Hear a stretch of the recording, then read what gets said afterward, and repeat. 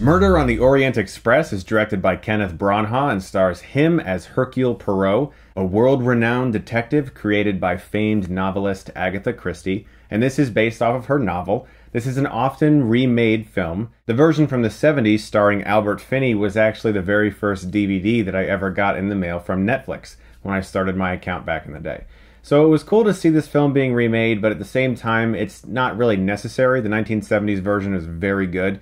And if you ask me, most films being remade, it's not really necessary unless there was an amazing idea, but it wasn't done that well.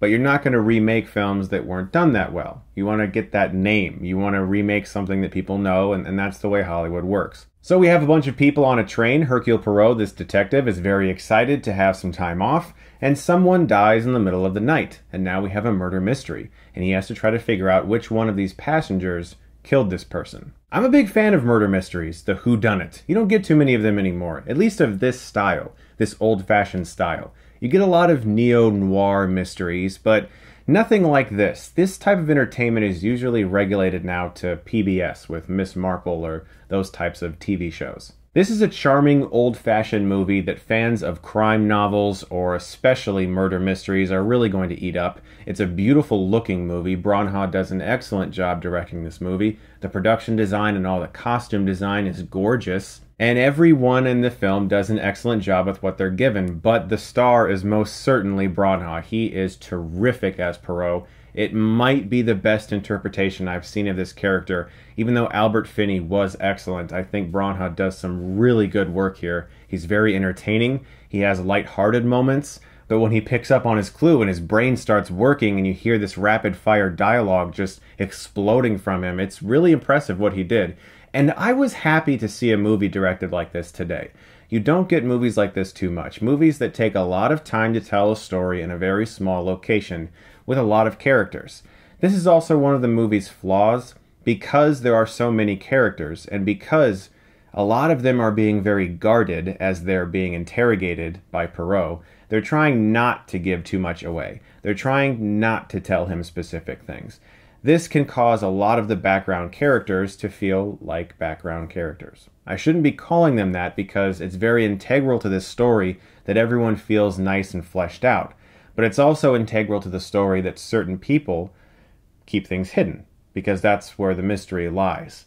And so at the same time, you get a lot with Poirot and not enough with the rest of this amazing cast that can be underutilized. Josh Gad was surprisingly excellent in this movie. Daisy Ridley was also great with little material. Michelle Pfeiffer, really, really strong here. And Leslie Odom Jr. was also really good. Everyone really was. It's just that their characters were underutilized and they felt more like background elements sometimes, things that Poirot could shift around on his little chessboard of trying to solve this mystery, than characters, which was disappointing. It also struggles with tone. There's a very light-hearted and entertaining opening sequence to set up how smart Poirot is, but then there's darker elements, as this film should have darker elements. This is not a Clue, which is, by the way, a fantastic movie if you've never seen Clue.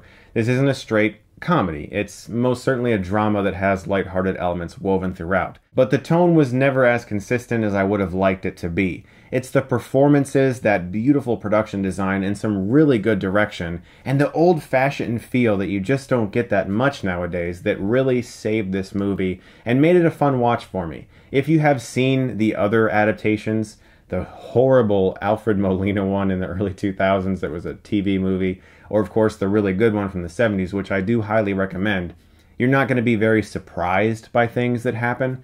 You'll probably just sit back and relax and watch an entertaining movie that could have been better, that could have been a little more. But this was still a really enjoyable watch, especially as someone who's a fan of mysteries like this. I'm going to give Murder on the Orient Express a B. You don't have to run out and see it necessarily, but if you had nothing else to do or you just wanted to have a nice relaxing time at the theater and watch an old-fashioned film, this could be your ticket. Guys, thank you so much as always for watching, and if you like this, you can click right here and get Stuckmanized.